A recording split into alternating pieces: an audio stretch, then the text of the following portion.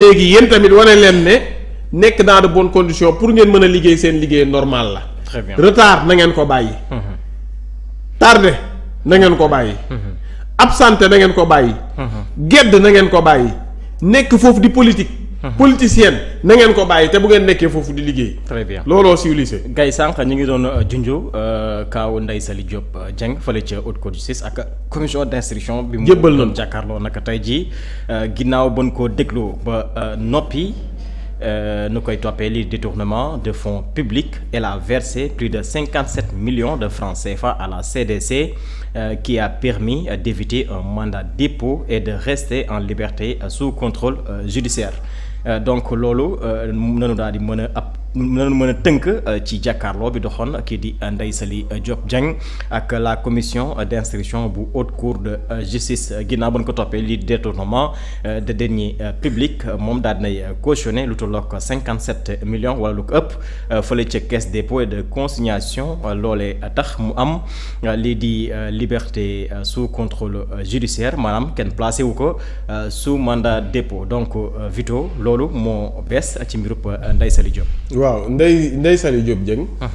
cautionné na. léegi nag loolu da cee bokk. boo cautionné mën nañ la bàyyi nga dem ñibbi sa kër en attendant ñuy topp loolee nga xamante ne moom moo di dossier bi moom la ñuy wax nii le mis en cause est envoyé dans la commission d'instruction composée de plusieurs juges et de magistrats et son dossier est présenté à un juge d'instruction. Et c'est ce dernier qui va décider s'il va l'envoyer en instruction ou pas et s'il va décerner un mandat de dépôt ou pas. C'est la même procédure que dans les autres juridictions. Pour ce qui est de la possibilité de cautionner pour échapper au mandat de dépôt, la Haute Cour de justice est liée par le Code pénal et le Code de procédure pénale, indique l'ancien parlementaire. C'est-à-dire, il y a un privilège de juridiction, mais pas... il y a un privilège de juridiction mais pas un privilège de droit ni ñu koy waxee ëtt yi nga xamante ne moom la ñuy juger ñoom ñooy wuute waaye normes yi ñuy juger yépp même chose la yaa ngi dégg ça veut pas dire que ne Ndeye Saly Diop dañu koy juger ci haute cour de justice kon la ñu permettre ñeneen ñi ne feneen ci yeneen juridiction yi permettre uñ ko moom dégg nga ma moom la ñu wax sànq. Heureusement ñu ne c'est la même procédure que dans les autres juridictions amul différence cuun bu ñëwee ci kanam dina ko leeral mais l'essentiel moom mooy boo cautionné normes yi ñuy cautionné tamit cuun incha allah dina leen ko leeralal mais boo cautionné dañu laa bàyyi vraiment nga dem ñibbi moom laay yokkaat tamit ñu ne sans préciser dans la foulée qu'il y a une possibilité de cautionner pour éviter le mandat de dépôt. Dès lors que ce sont les textes de droit commun qui s'appliquent et que c'est l'article 140 du Code de procédure pénale qui prévoit la possibilité de déposer une caution afin d'éviter le mandat de dépôt, il est permis de cautionner devant la Haute Cour de justice.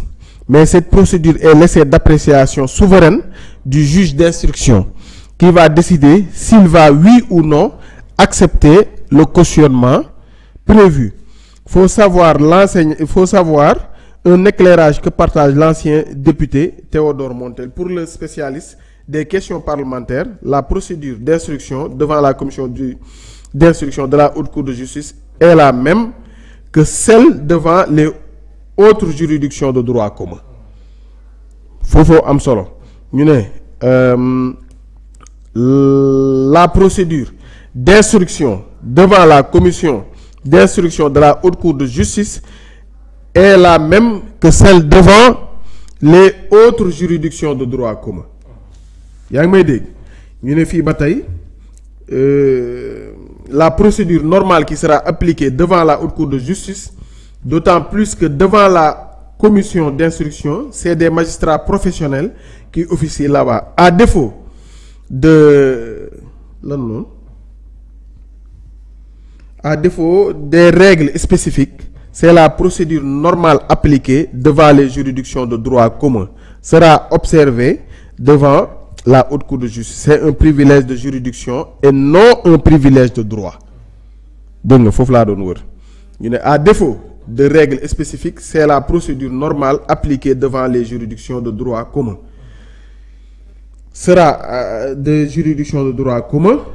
Sera observé devant la Haute Cour de justice. C'est un privilège de juridiction et non un privilège de droit. C'est juste la juridiction qui change, qui est un peu spéciale, mais c'est la même procédé qui est appliqué au fond et dans la forme. Mooy li ñu fi doon wax bi ñu lay toppee ci mbirum deniers publics bu dee la somme est égale à 1 million ou plus comme ni ñu ko doon waxee bu dee cautionné nga lu toll noonu defe naa ne loolu la dañu laa bàyyi nga ñibbi sa kër. 52 millions et quelques léegi moom cautionné na ñaata millions 57 millions léegi dañuy téye xaalis ba en attendant ñuy yeggali mbir ma. bu ko defee bu ñu demee ca cappaay ndaw la. bu dee lañ koy jiiñ moom moo ko def xaalis ba du del ci si moom. te mën na am mandat de dépôt ba fekk si ko foofu. mais l'essentiel mooy en attendant. comme cautionné na day dem ñibbi këram. toog xaar. ñu yeggali jàngat gi. mais l'essentiel moom mooy wax ne haute cour de justice. amul différence ak yeneen tribunal yi. juste que ne cadre bi moo changé. ba pare nit ñi aussi ñoo changé parce que ñi dañu am privilège de juridiction. mais la mën a yóbbu bàyyi Mamadou Ngom ñaar mu dem biir këram toog. la mën a bàyyi Racine Sy. mu dem ko biir këram toog. mën na bàyyi Ndeye Saly Diop. mu dem biir këram toog. parce que li ñuy wax privilège de juridiction mais pas privilège de droit. jërëjëf Gaye merci beaucoup laajal ma cuun bu ñëwee ngoon ndax li ma wax loolu la. sa xol na seet. jaajëfal la bu baax a baax merci beaucoup loolu nekkoon suñu ponk bu mujj Momo merci beaucoup jox la dig daje ëllëg bu neexee suñu borom. jërëjëf Sylla jaajëfal la bu baax jaajëfal mbokku internet yëpp yi ñu doon àndal. bi ñu dooree ak léegi jox leen dig daje. incha allah ci yeneen jotaay ci 313 digital. jërëjëf merci beaucoup Vito sant la gërëm la jox la dig daje ëllëg bu neexee sunu borom fii si 313 digital. waaw Amadou Ba mi ne dafay bokk ci kii ba nag. ci dialogue ba ca dialogue ba. moom suivi na de. waaw na ko yàlla dimbali. très bien xam naa li may waxaat turam ni sax mi ngi naan ay waaye xale yi fàtte woon nañ ma. ca baa ngi leen di jaajëfal bu baax a baax. di leen jox dig daje incha allahu demain. en vous souhaitant une très très belle semaine. Une semaine remplie d'amour. Occupez-vous des gens qui vous aiment. Occupez-vous de vos proches. àdduna jeex na ba noppi. et concentrez-vous sur le présent. li waa ji doon wax démb. passé na suba ñëwagul. waaye tey c'est un cadeau. Rachid moo fi jaar Abdou Rachid Ndiaye sama waa ji comme d'habitude moom moo ma ñawal lii ma sol vite fait. Abdou Rachid nag doo nit xaaral ma jox leen numéro.